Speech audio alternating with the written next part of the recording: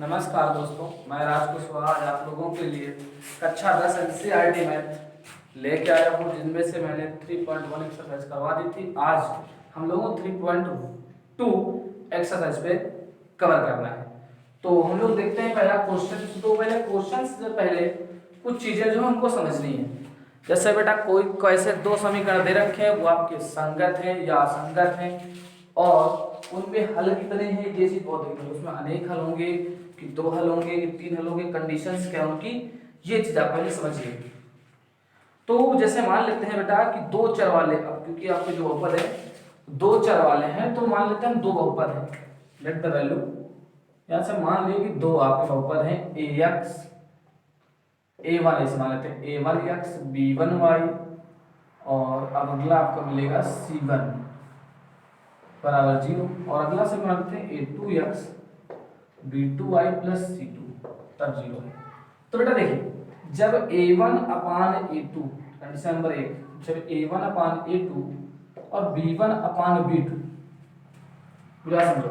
हाँ, हो सकता है कि शुरुआत है कि जैसे दो के हमने अनुपात निकाला, इसका पहला x का गुणांक, किसका गुणांक और इसका गुणांक, तो देखेंगे अगर बराबर आ रहे, पहले बराबर नहीं में देखें, अगर ये बराबर नहीं आ रहे तो इसको क्या कहेंगे, प्रतिच्छेद। क्या कहेंगे, प्रच्छेद रेखा। ये कैसी है, ये प्रच्छेद रेखा है। ये प्रच्छेद मतलब एक दूसरे को काटती है। यही अगर a1 अपान a2 बराबर b1 अपान b2 हो गया, बराबर हो तो शुरू तो बराबर हो, बात का नॉट इक्वल हो जाए, ये चीज होगा ऐसे, नॉट इक्वल c1 और c2। तो ये बेटा आपका क्या होता है, समांतर रेखा का सिस्टम होता है। किसका, समांतर रेखा, ऐसी समांतर रेखा के लिए। और अगर a1 अपान a2 मतलब पहले पहले गुणांक, फिर दूसरे दूसरे गुणांक और तीसरे तीसरे गुणांक, जो तीसरा होगा, अगर तीनों आपस में क्या हो, सेम अनुपात के बराबर निकल आए, तो इसको बोलते हैं समपाती। क्या बोलते हैं, समपाती रेखा। अब देखिए हल की बात करते हैं। इनमें देखो ये तो हो गया, एक ही से समझिए मेरी बात ऐसे।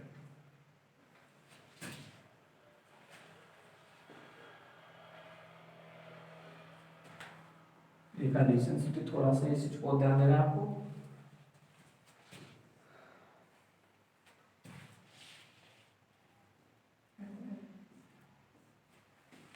ठीक है, तो आप लोग देखिए कि जब ऐसी कंडीशन है तब क्या होता है।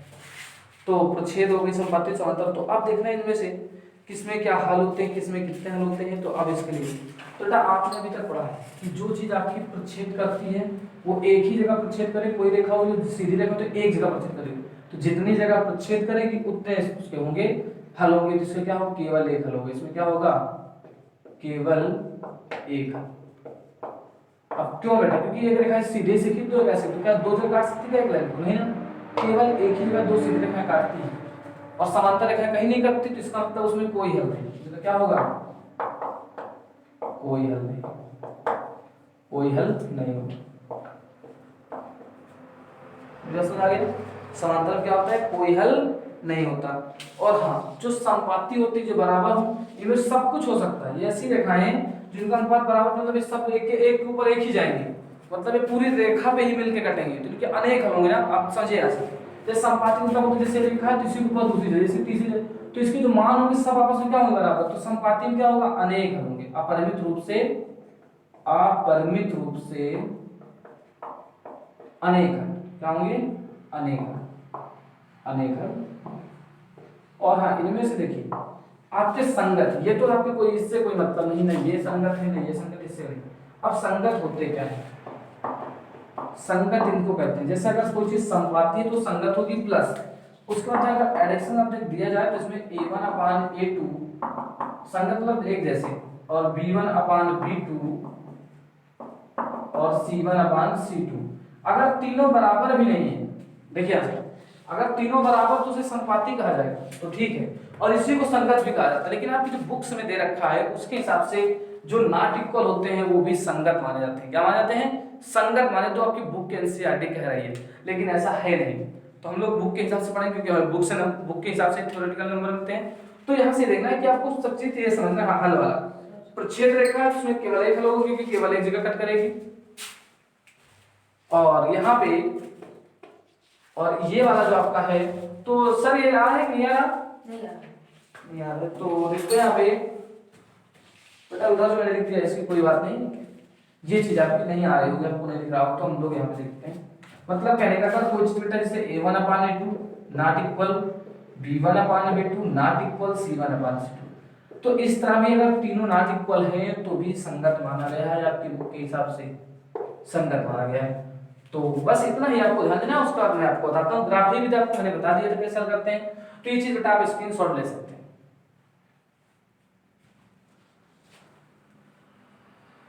अब हम लोग बढ़ते हैं अपने क्वेश्चन की ओर। तो देखते हैं पहला क्वेश्चन आपका क्या कह रहा है।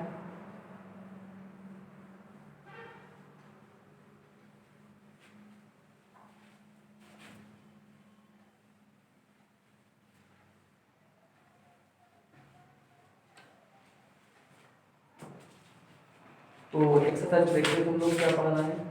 तो पहले एक्सरसाइज में देखते हैं। तो देखें पहले एक्सरसाइज कह रहा है निम्न समस्याओं के में रैखिक समीकरणों की युग्म बनाइए और उनके ग्राफी विधि से हल कीजिए।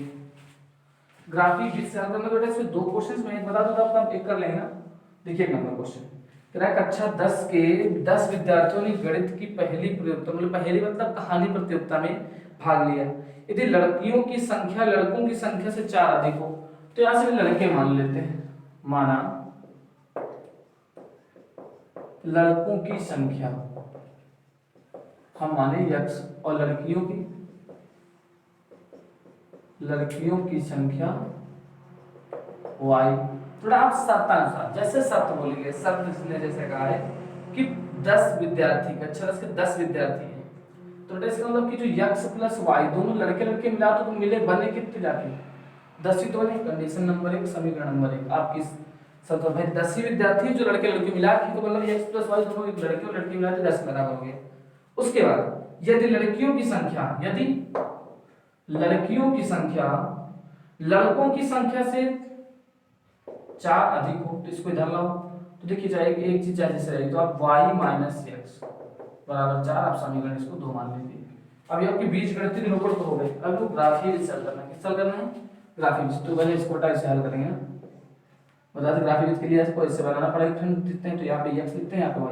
बेटा x 0 करेंगे तो y बराबर 10 दिख रहा है, अगर y 0 कर देते तो भी x बराबर 10 दिख रहा है। तो इसके बिंदु हो गए 0, 10 और 10, 0। इधर आइए, इसलिए यहाँ पे x यहाँ पे y, तो पहले x 0 करते हैं। तो x अगर 0 तो ये पूरा पार्ट इतना 0 हो गया, तो y बराबर कितना है 4। अब अगर y को 0 करते हैं तो माइनस x बराबर 4, तो x बराबर इधर तक तो माइनस का, तो 0, 4 और माइनस 4, 0। ये आपका हल हो गया। तो अब देखो निरूपण कैसे करेंगे। तो निरूपण आप लोग देखिए, निरूपण बेटा तो हम लोग ऐसे बना देते हैं। आप ग्राफ 1 2 3 4 5 6 7 8 9 10 11, मतलब 1 2 3 4 5 6 7 8 9 10। और आप लोग को तो भाई बुक ले कॉपी लेनी पड़ेगी ग्राफ की।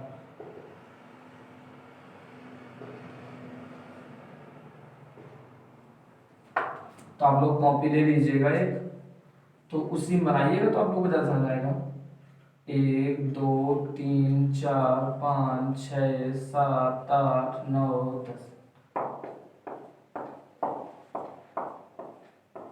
देख लेते हैं बेटा कि पहले देखो यहाँ माइनस से x पे गया है और इधर सब y प्लस में गया है।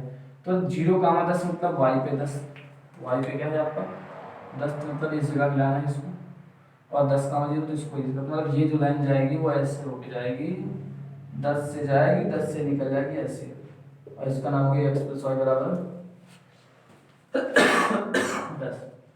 अगर 0, 4 तो यहाँ से जाएगी और यहाँ पे जाएगी इससे 4 माइनस 4, माइनस एक्स होता है ना माइनस 4, तो ये कुछ ऐसे जाएगा।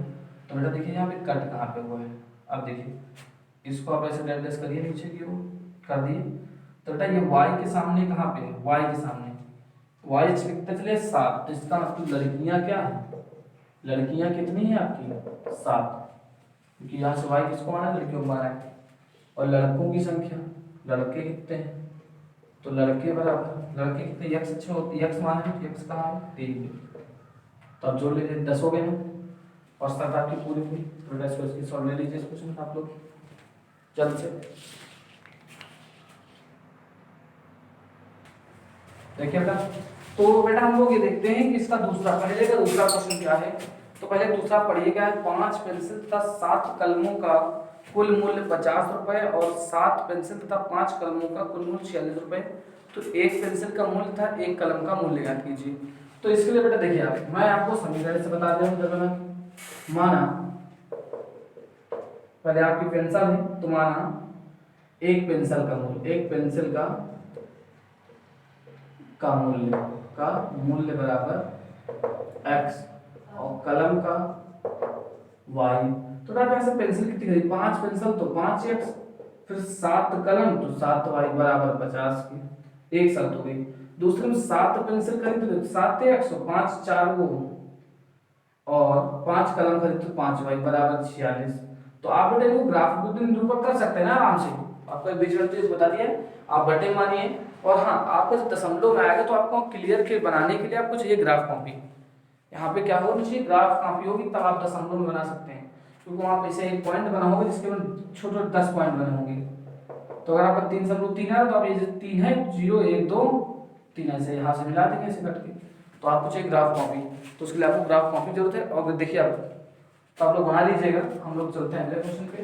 तो दूसरा क्वेश्चन देखिए, अब दूसरा क्वेश्चन ये है कि राइट बताइए कि बेटा जो समीकरण दे रखे हैं कौन से संपाती, कौन समांतर और कौन प्रच्छेद है, ये चीज। तो अभी मैंने ग्राफ बनवाया था, अभी मैंने चार्ट बनवाया था कि समांतर में क्या होता है, संपाती में क्या होता है और आपका प्रच्छेद में क्या होता है। प्रच्छेद मैंने कहा था कि जो चीजों की आगे के गुणांकों का अनुपात क्या हो, बराबर ना हो, मतलब मिल रहा हो एक जगह पे, तो वो क्या होते हैं, प्रच्छेद होते हैं। और समांतर मतलब कि आगे बराबर हो पीछे बराबर ना हो, और संपाती में सब बराबर।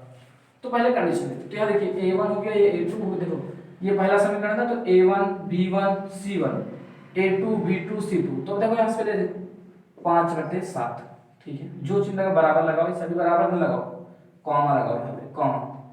फिर ध्यान दो, यहाँ 5 यहाँ 7, तो 5 के साथ, फिर यहाँ -4/6 लिख देंगे, फिर कॉमा, फिर 8/9 माइनस का। तो क्या लग रहा है ये चीज कोई बराबर है, नहीं है ना। तो 5/7 नॉट इक्वल -4/6, बस जब आगे बराबर नहीं पीछे ध्यान देना है। तो और ये आपका क्या है, प्रतिच्छेद है, प्रतिच्छेद, क्योंकि आप देखिए यहाँ आगे का नहीं मिल रहा है, प्रतिच्छेद हो गया ना, क्योंकि आगे का नॉट इक्वल है। अगर आगे नॉट इक्वल तो पीछे नहीं हो सकता। और ये देखिए अब ये सवाल है, 9x 3y + 12, तो 9/18 कॉमा 3/6 कॉमा 12/24। तो बेटा देखिए इसको काटो 9×18 से 1/2, यहाँ भी 3 से काटो, 3 कम 3 3 दूनी 6, 12 1 12 बाजू 24, तो 1/2। तो यहाँ पे देखा जाए जो आ रहे हैं सब बराबर आ रहे हैं, आ नहीं आ रहे, तो इसका मतलब 1/2 बराबर 1/2 बराबर 1/2। तो जब सब बराबर हो तो उसमें क्या होता है, संपाती होता है। आते तीसरे क्वेश्चन पे, 6/2 कामा -3/-1 और 10/9। तो क्या बेटा इसमें बराबर है क्या, तो देखिए इस काटते हैं तो 3/1 और यहाँ भी -10 कट गया तो 3/1 और यहाँ से 10/9।